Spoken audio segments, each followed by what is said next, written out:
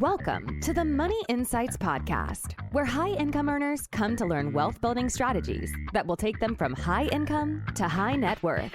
With your hosts, financial and wealth-building experts, Christian Allen and Rod Zabriskie. Welcome into today's episode of the Money Insights Podcast. My name is Christian Allen, and I'm here with my co-host and business partner. You know him as Rodney the Pod Zabriskie. Rod, what's up, my friend? Hey, I'm doing great. And no surprise to anyone to hear this, but there's snow on the ground again here in Utah. Snow on the ground, Rod. I'm kind of tired of the snow on the ground. Well, yes, except we just need it so much. We Okay, need the water. fair enough.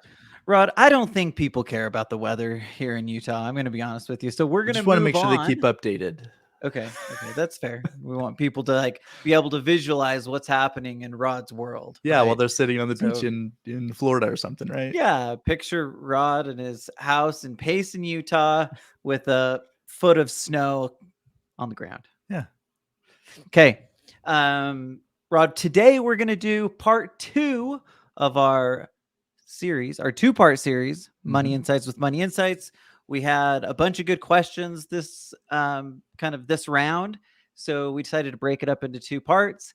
And today we're going to get into the second half of our questions. So, Rod, we're going to start with a recorded question, and then we're going to go into some written questions, and then we're going to end with another recorded question. So that's our Sweet. plan. Okay. Pretty I'm simple, ready. pretty straightforward. Cue it up for us, Rod. Okay, here we go. I like the music. Hey, Rod and Christian, Chris Odegaard. My question is, or has to do with the 4% rule, which is the rule that the traditional financial planning community uses to advise retirees how much of their portfolio they can withdraw every year and not run out of money while they're still alive. So the 4% rule isn't working anymore. It might be the 3% rule or the 3.5% rule. So my question is, how is the traditional financial planning, planners, how are they advising investors in terms of, what to do now that they need so much more money at the start of their retirement if they're using a 3% rule instead of a 4% rule? Thanks a lot. All right. Rod, that's a good question. It is a good question. I'm gonna leave that one to you. Okay, fair enough. Yeah, and thank you so much for the question, Chris. So first of all, we're not obviously traditional financial planners, but we've seen a lot of what they do as it relates specifically to this kind of what the 4% rule, etc. And maybe I can give a little bit of background on how it came to be the 4% rule and then how it crashed. So they have what they call Monte Carlo simulations, where basically what they do is they say, okay, so-and-so is 65 years old, and we're going to assume they live 30 years. If we were to simulate them retiring with the nest egg that they're having now and with different amounts of income coming out, simulate that at random dates in time in history, and we'll do that 1,000 times. So we'll pick, December 3rd, 1964 and September 4th, 1982 or whatever as the starting point, and play that out over 30 years and see what was their, over the 1,000 times, what was their likelihood of success of having even $1 left in their bank account, in their investment account, by the time they pass away 30 years later in this example. Okay. So the 4% rule came about because they ran that a whole bunch of times with a whole bunch of people. And, they might present it to them. They might say, hey, here's what it looks like if you take out 3%, here's 4%, here's 5%, here's 6%. And, at 3%, your likelihood of success is 92%, at 4%, it's 78%, at 5%, it's 63% or whatever. Right. And ultimately the person gets to choose, right? If they're like, hey, let's roll the dice and, I'm feeling lucky, let's take 5%, then they certainly could do that. Right. But I think what happened was, after having lots and lots of those conversations with people and running lots and lots of those Monte Carlo simulations, the 4% rule came about because that just seemed to be a place that most people felt comfortable settling in on. Okay, so Rod, couple thoughts here though. The Monte Carlo simulations have gotten worse over time. Yeah, So that's I think yep, that's a critical and important piece here. It's not yep. like the ratios looked exactly the same today as they looked then, Yeah. right? So when people were looking at it 25, 30 years ago, that 4% rule looked a lot higher it had a much higher probability than Mhm. it does today. So Yeah. that's just a thought as I was No, listening to you. and you're exactly right, because when you take, let's just say between roughly, 1950 to the end of the 90s, uh, on average, the market would have done better for you. But then when we had that crazy decade between 2000 and 2009, and then you add that decade into the Monte Carlo simulations, now it all of a sudden didn't perform as well. Right. With that long of a period of time of, well, they call it the lost decade, because you had roughly the same amount in your account in 2009 as you would have had in 2000, right? Yep. So that threw it off. So now getting back to Chris's question, ultimately advisors had to decide, what am I going to do? Am I going to stick with the 4% rule, or am I going to start recommending something different? And a lot of them moved to a 3 or 3.5%. I've heard as little as like 2.5 or 2.8 or something like that. Well, the challenge and really I think the reason for Chris's question is, let's say that you thought, well, if I need to live off of whatever, $80,000 a year, I need $2 million saved up to start producing that 4%, which is $80,000 a year. Well, if you sit down with your planner at 65 and they say, well, it's no longer the 4%, it's now 3%, that 2 million, good job building up the 2 million, but all we can produce out of that is $60,000 of income. Well, now the person has to decide, am I going to stick with my plan and go with either the 60 or roll the dice and stick with the 80, or I'm going to keep working until I have enough nest egg so that then I can still produce the 80,000. And then does inflation allow me at 80,000 at that new age to still produce the kind of living that I'm anticipated creating for my retirement? So it's all a mess. So basically it's save more or spend less. Yeah. Right. Yeah. Or just take on more risk. Or take on more risk. Yep.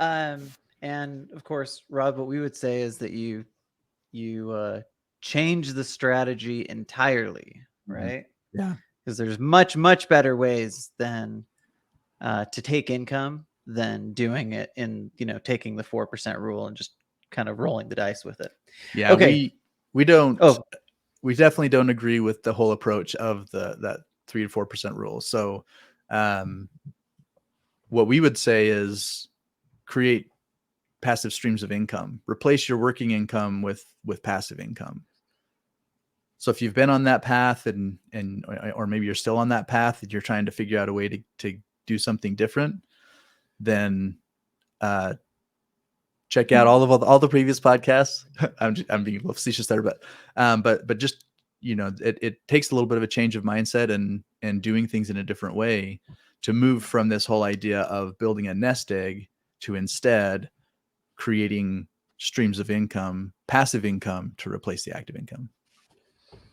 Excellent. Okay, Chris, thank you again for sending in this question. So that takes us to our next question, which comes from Marnie Moore, and she has a couple of them we're going to hit on. So first question she asks is, she says, I would like to know how to convert my 401k to a self-directed 401k so that I can be in charge of growing my retirement.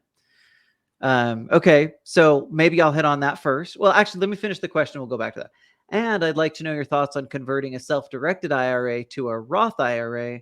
What can I expect in the way of taxes and challenges? Okay, so first off, how to convert the 401k to a self-directed 401k. I'm just trying to think logistically about this, Rod, but normally in order to create a self-directed 401k, you have to have self-employed income, right?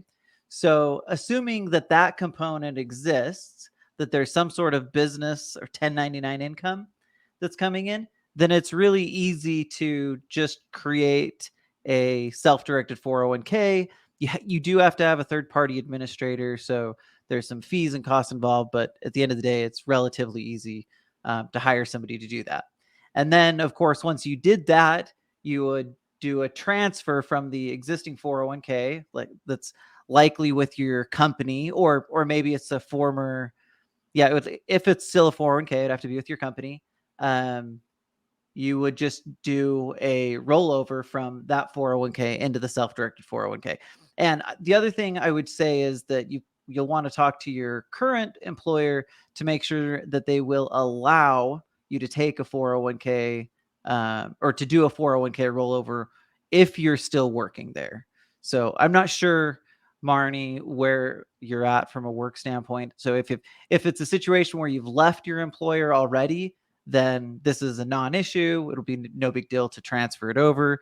If you're still with them, then that could be a little bit of a challenge. Okay. So with that being said, once that's happened, you pretty much have fluidity and flexibility to invest in anything and everything from that point moving forward. Okay, Rod, did I hit on everything? Yeah, maybe I'll change the question a little bit to help us kind of create a little more context. Like if it wasn't a self-directed IRA, or if it wasn't self-directed 401k, if instead it was self-directed IRA, then you wouldn't have to be self-employed in that situation, right? So you can do all of what you just said, create that self-directed, have a third-party administrator, but it would just be a self-directed IRA instead of self-directed 401k. Right. I guess I assumed in the question that you wanted the 401k. Yeah, no, I get it. So that was my reason for answering that way. But that's true. If you left your employer and you're just looking to have control over those assets, you could do a transfer into a self-directed IRA. If you want to have higher contribution ability and those kinds of things, that's why you would use the 401k. But of course, in that situation, you'd have to have business income in order to do that. Okay, good point. Okay, second question she asks is, she says, and I would like to know your thoughts on converting self-directed IRA to a Roth IRA. What can I expect in the way of taxes and challenges? So this is basically what people refer to as a backdoor Roth, right? So basically what ends up happening is, and this doesn't really matter whether it's self-directed or non-self-directed. That part's kind of irrelevant. From a tax standpoint, it's going to be the same regardless. So anyway, if you want to keep it in a self-directed Roth IRA, then you'll want to make sure that it's labeled, I guess, that way. But in terms of getting self-directed IRA to a Roth IRA, it's really just a matter of paying the tax and doing the appropriate admin on the back end. And of course, from a tax standpoint, you pay the income tax on it, but the government does give us the break of not paying the 10% penalty. So basically, I'm just taking that money, I'm paying whatever tax I would owe from my income tax, and then now it's converted to Roth IRA. And of course, at that point, if it's in a self-directed Roth IRA, I can invest it in basically whatever types of investments I want to. And the tax benefit is, of course, that it is no longer taxable from that point forward. Okay, Rod, was that clear as mud? Yeah, no, I think it was clear. And maybe I'll kind of throw in, we've talked to people who in the self-directed IRA / 401k world, they liked it because they were able to take all that money they had been setting aside in their qualified funds. Kind of like this is a good bridge from our previous question to from a traditional world to the alternative world, because they have that money in the 401k. They've already set it aside. It's there, right? What are you going to do with it now? Well, you can turn it into self-directed and keep investing and now invest in alternative assets with those same funds. But then we run into people who did that and then they get to retirement and they're like, man, now I just have a ton more. Like I did really well with my investing. I'm really happy with that. But now I have a ton of, like, all my assets are still in the qualified plan. But if you can along the way do some of that converting, so now you have still self-directed, still investing in those assets, but now it's on a Roth side, then maybe it'll feel a little better when you get there to retirement. Yeah. And part of this is a philosophical thing as it relates to, tax planning. But basically, if you're having high income years, it's probably doesn't make a ton of sense to move money from traditional to Roth in singular year, because you're Mhm. going to pay the tax that you would pay in that year. So if I made $1 million that year, like there's probably not a huge advantage to doing it at that time. Now, if I'm just consistently at those higher income tax levels, then it just won't matter. And if you Mhm. like the idea of having some sort of balance in retirement, then there can be, there's probably some, logic in continuing and doing some more converting. But again, those are the types of things to be thinking about when you're determining whether it makes sense to do a Roth conversion or not. Yeah. Okay. Awesome. Excellent question, Marnie. Thank you so much for sending it in. Next, we have an email question from a great client of ours, Kelly Alanya. And Rod, this one's for you. I'm going to let you read it so that Okay, people that's don't great. get tired of hearing my voice. No, that's great. Okay, so she says, for those of us who used our policy loans to invest in real estate syndications that don't cash flow and are no longer expecting a refinance return of capital due to rising interest rates, we may be facing longer holds on these investments and more interest payments on our policy loans as we wait for these investments to mature. Do you have any thoughts or bright side arguments for how to look at these circumstances? So maybe just to expand on her question, a lot of people invest in syndications, use policy loans to do it through their investment optimizer policies, and go into it. Hopefully everyone going into syndication realizes that there is can be some variability on when things happen. Usually they're thinking about, and a lot of the ones that I'm familiar with, a 3 to 5 year timeline before it refinances and they're going in. And early last year, a lot of these companies, these syndicators, were talking about expectations of refinancing some of their properties and maybe even selling some of the properties later in the year last year. But then everything got turned on its head when interest rates went up. All of a sudden, refinancing didn't make any sense anymore. There weren't as many buyers to go out and buy those properties that they were anticipating selling, et cetera, et cetera. So now people are kind of in a little bit of a bind, because not only weren't the refinancing or the sales happening, but they also, a lot of them weren't able to pay out any distributions on the which they had been in previous years on those syndications. So now they're, not only didn't they get their capital back, but they also don't even have that distribution to use to pay the interest on their loan from their policy. And so now she's saying, well, what do you do in these circumstances? So a couple of thoughts on this. And the first one is, that's actually one of the really cool things about the flexibility that we have in the loans with the policy loans, because the interest, even though it comes due on your policy anniversary date each year, it's not like a requirement. There are no penalties if you don't pay that, right? The interest will get capitalized into the loan and it'll carry forward. And so you'll experience some compounding of that interest. So obviously that's a thing we try to avoid that. We try to at least cover the interest, keep the interest simple. But I guess my point is that is an option without any kind of additional penalties or problems, right? On the other hand, excuse me, with a lot of investing that people are doing, they may have other streams of income that are not just the syndications, but maybe they've invested in other things that are cash flowing. And that's a kind of the benefit of having this as a single line of credit, is if I do have things that are cash flowing, and I'm flowing that money into the policy anyway, well, that can make up for any lack of interest payments from the specific loans that I took for the syndications in a situation like this. So I guess what I'm saying is, with multiple investments, that can ease the burden on that.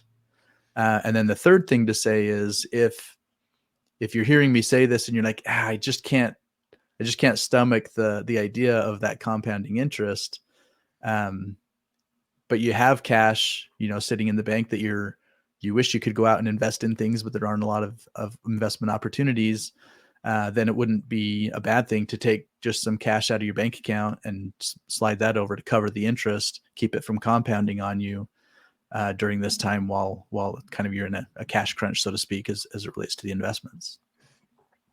Yeah, so you kind of described this, Rod, but the way I think about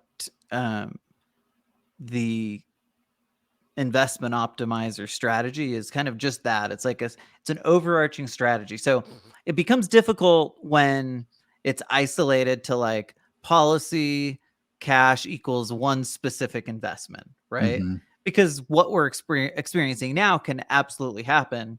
But when we talk about like how we come up with the numbers to get it, it's usually or the numbers that we might be contributing to the policy because we want to go and invest with that money. It's usually the amount of total money that we want to go and invest. So Mhm. if I'm trying to invest $250,000 a year into the alternative space, then that's what could easily make sense to run through the policy to create the additional layer of profitability that we always talk about. Yeah. So the question then is, how can I make that more of an overarching plan and make sure that I don't just have one singular investment connected to it? So again, what I would think about and try to do is use it more as an overarching plan, which means that you're going to have a syndication there, but you might have various other things too. And hopefully some of those things are cash flowing. Now, if that's not the case today, I think the best route is, my best advice would be to just pay the interest out of pocket. Like you're paying the interest anyway. Like it doesn't make a difference whether it's coming from the investment or from your pocket. It's still happening. Mhm. And of course it's still creating the value of basically arbitraging simple interest and compound interest. So from that standpoint, there's still value in coming up with that money out of pocket and doing it. Anyway, those are just kind of some Yeah. thoughts as you were going through that came to mind. I like it. Okay, thank you, Kelly. That's a really great question, and of course, it's incredibly relevant to where we're at today. Yep. Okay, so this next question is an emailed question from Kelechi. So Kelechi, oh, how do I say Iwuji? Did I say his name right? I think so. Okay. Of all the strategies you have at your disposal, if one has a 10 to 20 year time horizon to reap investment returns, what's the best passive income strategy in your opinion? Purely from a passive standpoint. Okay. So this is really a tricky question because if you're talking about like from very specifically, if we're talking about the investment optimizer versus the capital avalanche, well, in that situation, if I don't want to go and invest the money, the capital avalanche is a much better vehicle to do what you're talking about. Create a return, create long-term gains, interest, and eventual tax-free income. However, over the last 10 or 15 years, there is no question that the best place you could have put your money is in like multifamily real estate, right? So if we look at the last 20 years, 10, well, let's see, since 2000, probably since 2010, like over that 13-year time frame, there's really, from my perspective, no question that using multifamily real estate is probably the best place it could have been. Okay, now the problem or the challenge is we don't know what that looks like in the future. So I have a hard time maybe delineating and giving like a really hard answer. But as it relates to the capital avalanche specifically and the investment optimizer, capital avalanche is the vehicle that's going to create that long-term return because we're still using the same principles that we use in real estate, right? We're using leverage, which creates the additional value, and it allows the policy in combination with the bank to create that return for us. Whereas the investment optimizer is really a pass-through vehicle to go and invest in other things for most people. Now, there are a lot of people that have a bunch of money sitting in there earning 5%, and that's great. But again, that's supposed to be more of a holding pond. So anyway, that's kind of my thoughts on that. Rod, do you have anything you want to add to Kelechi's question? Maybe just a word of caution in the nature of the question. And we've had this type of question since as long as we've been doing this, right? What's the best thing to do? And then the kind of the follow on to that is often, okay, and then I'm going to put all of my money into that. Well, there's obviously danger in that. And our last question from Kelly kind of illustrates that. If our answer, 10 years ago would have been, syndicated multifamily real estate, and someone put all of their money into that, and they were counting on a continual flow of cash coming off of that, and then you hit a time like now, well, that's long term, it's okay.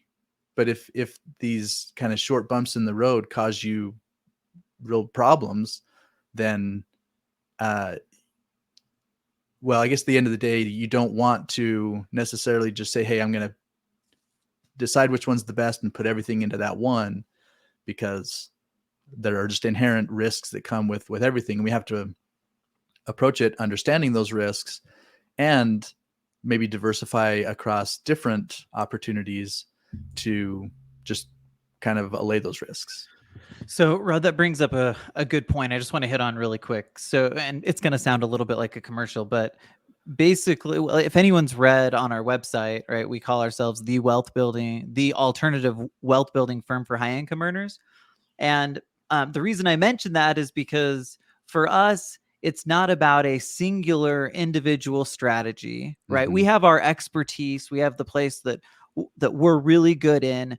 But our goal is, and what we're creating is a place where people can come to learn about various different types of investments and get access to those investments. Mm-hmm. So in a situation like this, while our expertise is in life insurance-based strategies, our other expertise is in connecting people and facilitating other opportunities. So in this question, it is tricky because from a just what our expertise is in the life insurance-based strategies, the Capital Avalanche is the answer. But in terms of investments across the board, that one's just too hard to say because there's Mm-hmm. a lot of really great places that we could put our money that could outperform one or the other in a very passive way over the next decade, as an example. Yeah. Okay. I agree. Okay. Clutchy, great question. Thank you so much for sending it in. Our next question, Rod, is from Mark Rader, and he says, for those of us who are on the traditional track, Rod, you're getting all the retirement questions today.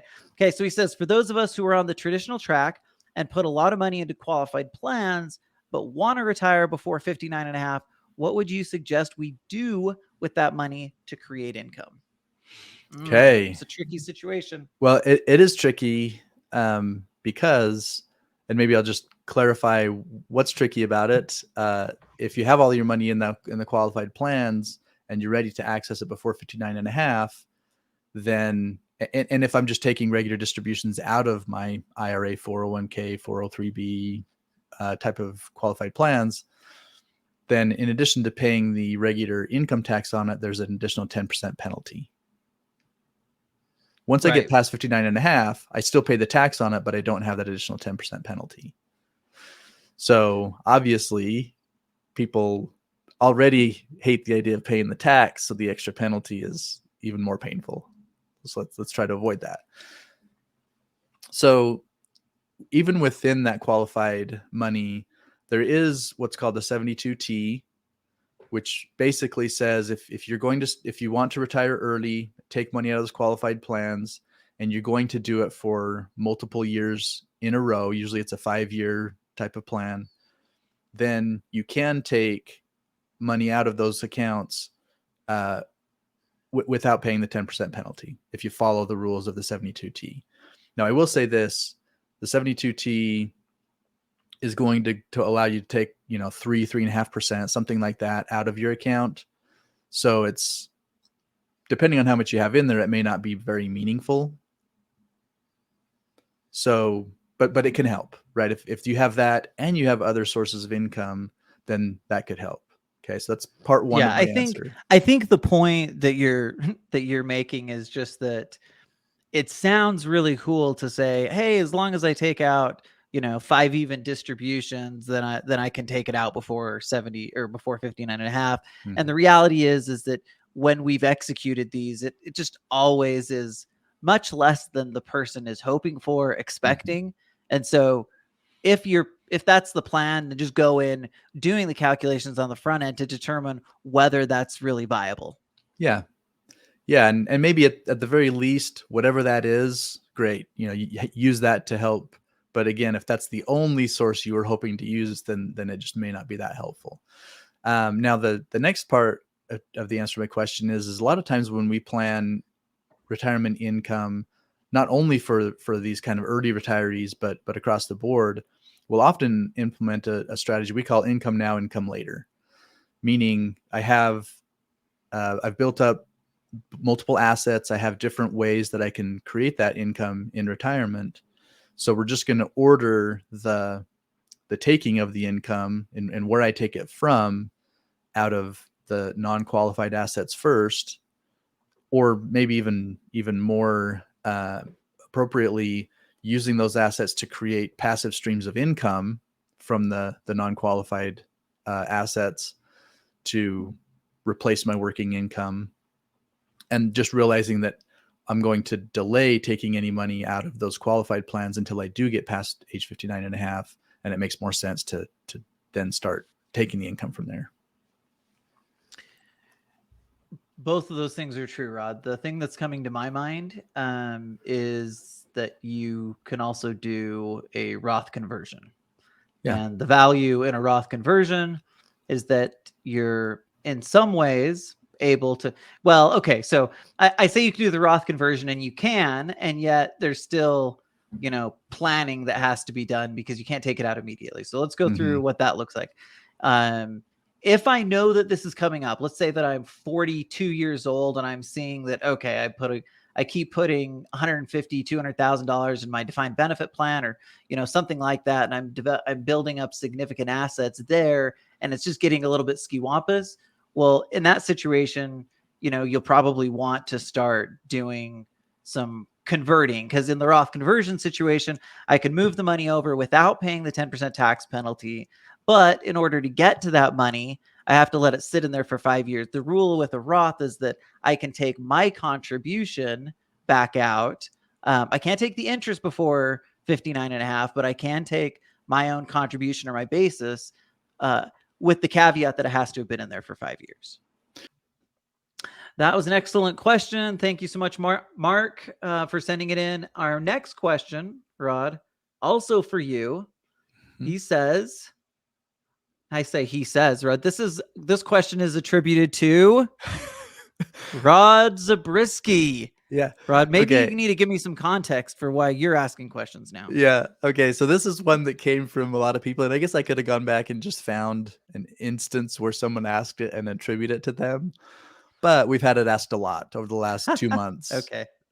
It's happened a lot. So okay. Yeah, that's fair. So with interest rates going up, I'm being charged more on my policy loans than I was last year. Does it still make sense to use the investment optimizer strategy, or do I need to wait until interest rates go down again? Okay, Rod, give us your input.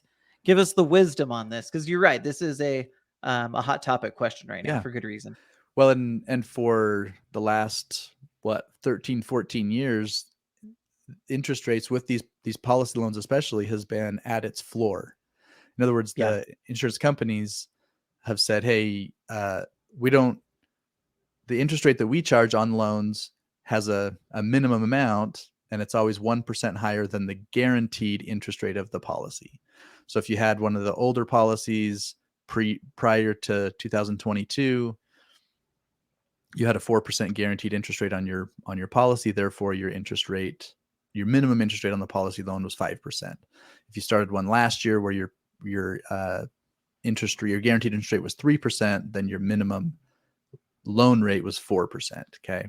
But either way, whether you were at the minimum 4, minimum 5, it doesn't matter, because now you're paying higher because interest rates went up.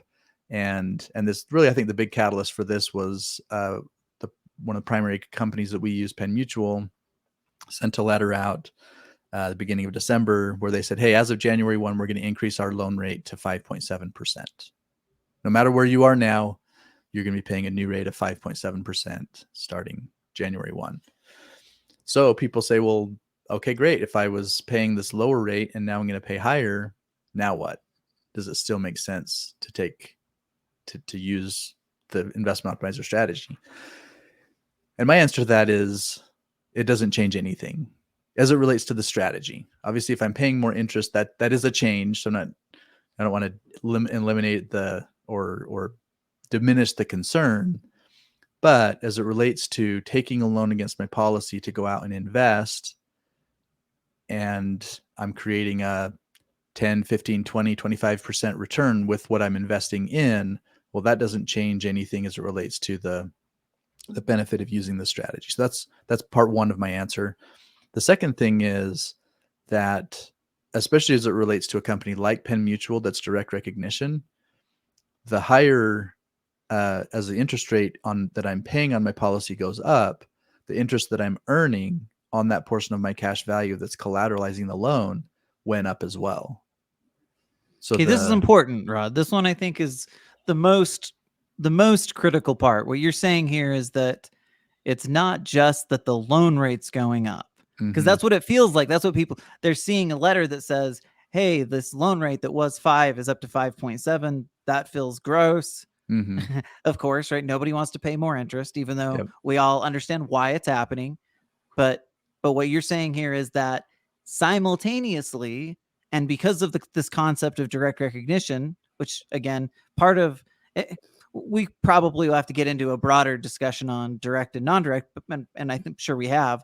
But the point here is really just to say that it's really critical to understand that you're getting more interest at the same time that you're paying it. It's not just one-sided. Yeah. And maybe to take it from another angle as well, we have people who have been using cash value lines of credit because a year ago, instead of paying the 5% interest on their loan, they could use a bank for that line of credit, still posting their cash value as collateral, but then accessing it through the line of credit with the bank. And they were able to get a 3.25% interest rate on their loan. Even better, right?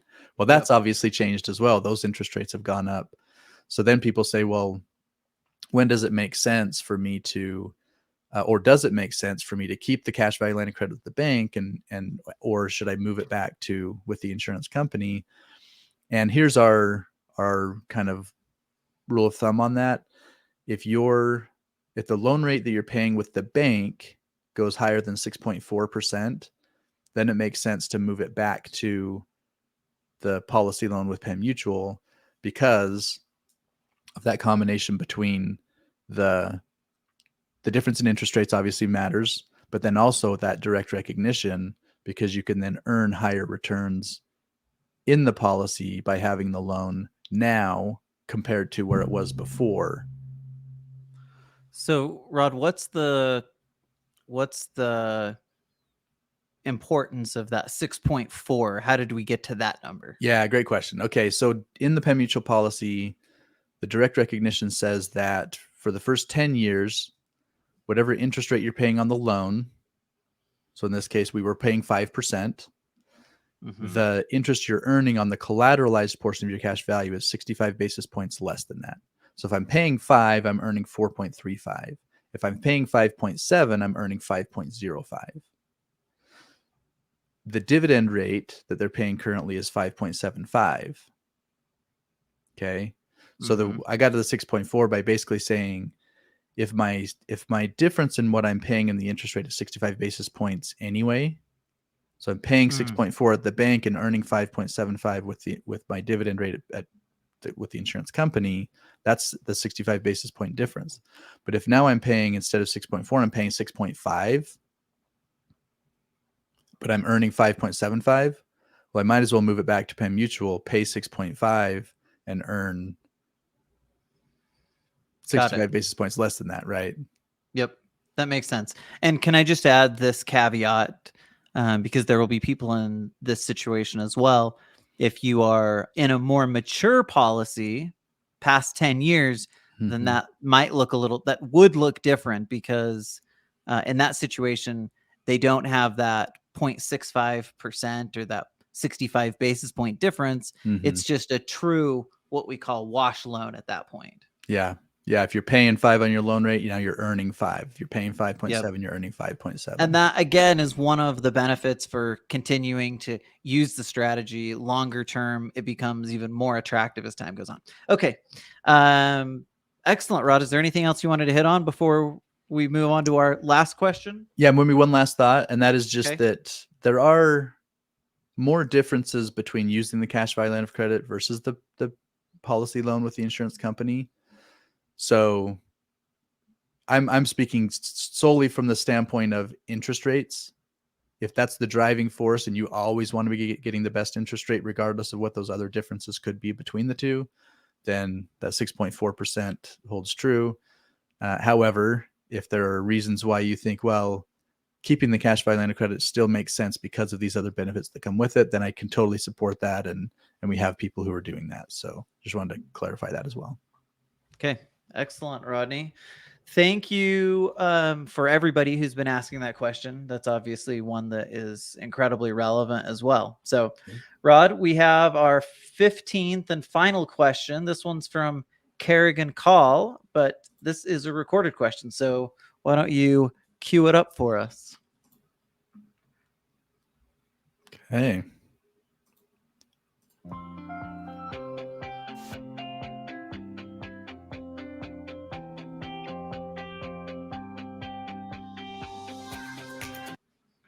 Are you hearing the question? Nope. Just the nope, music? just the music.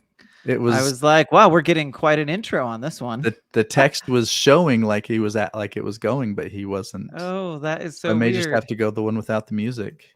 Sorry to say. Okay, well, that's fine. That's fine. No music is fine. Okay. All right, here we go. Okay. Yo, Christian and Rod, how's your world going, guys?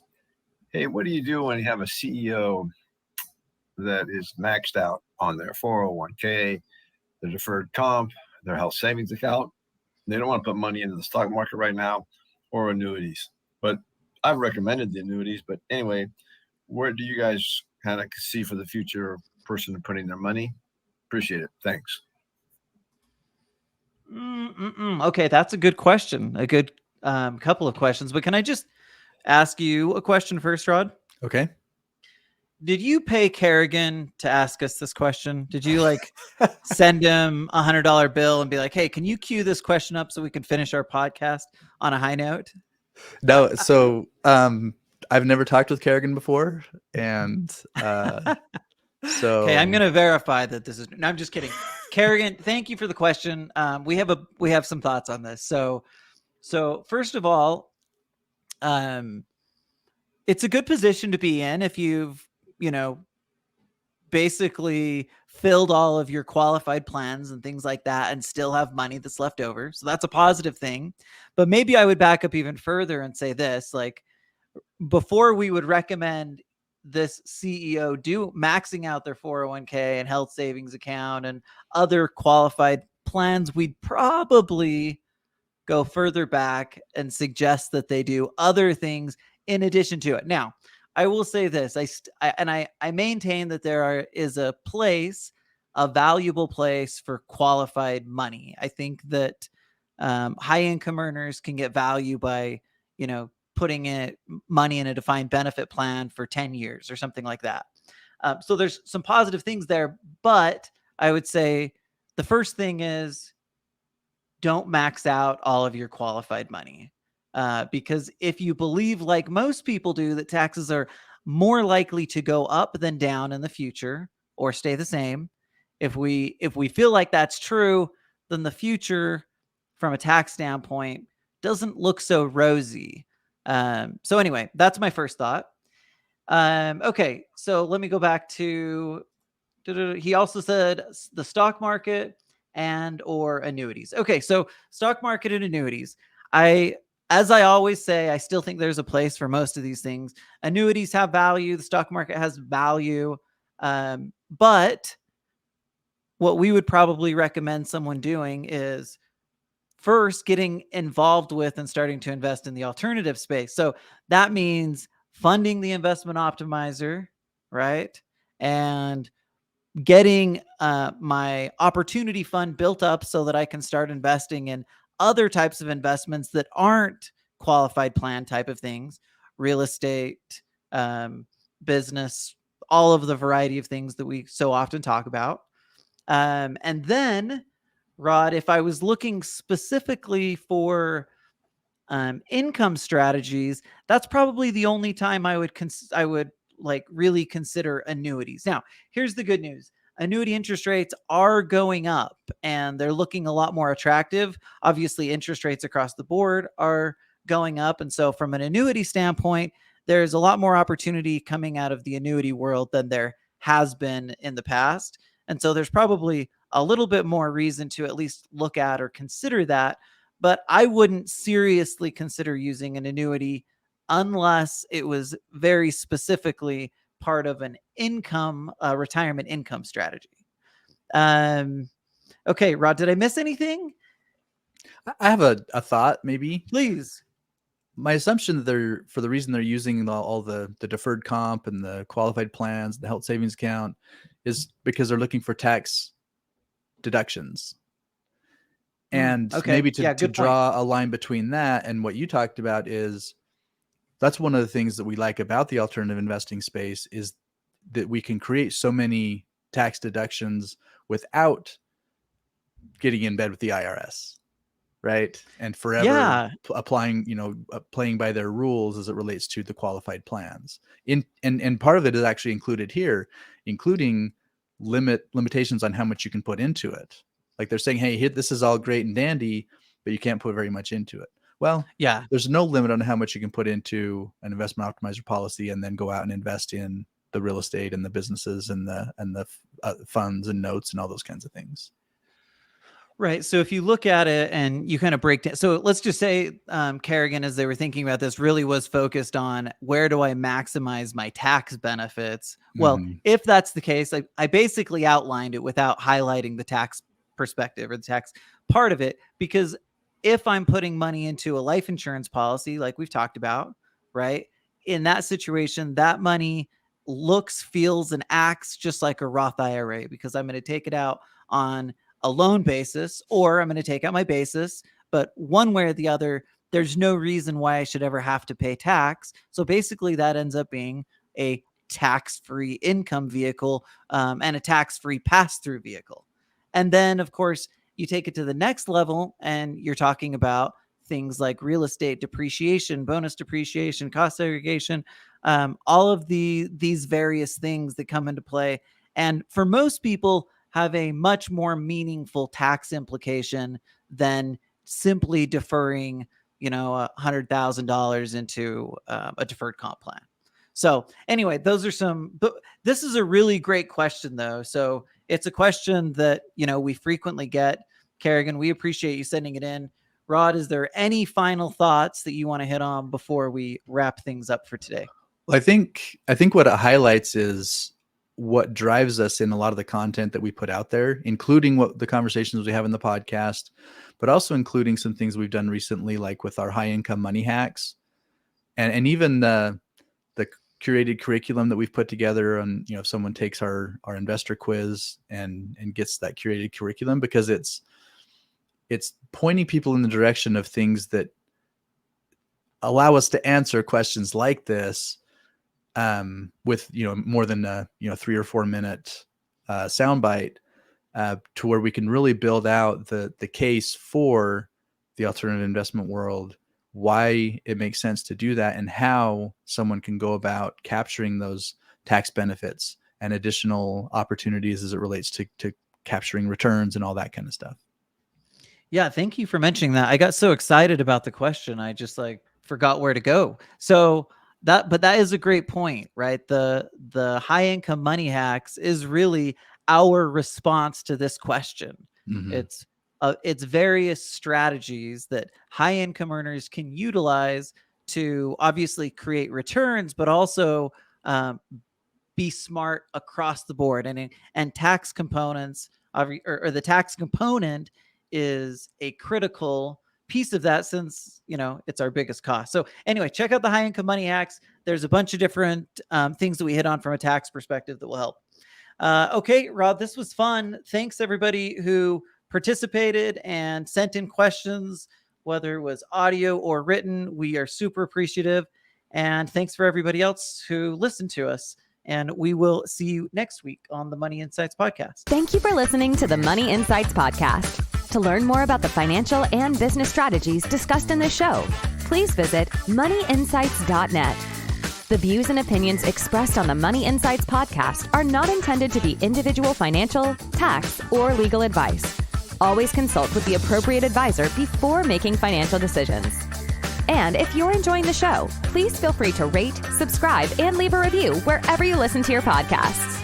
This will help others find the show and learn wealth building strategies for themselves. Thanks again for tuning in, and we'll catch you in the next episode.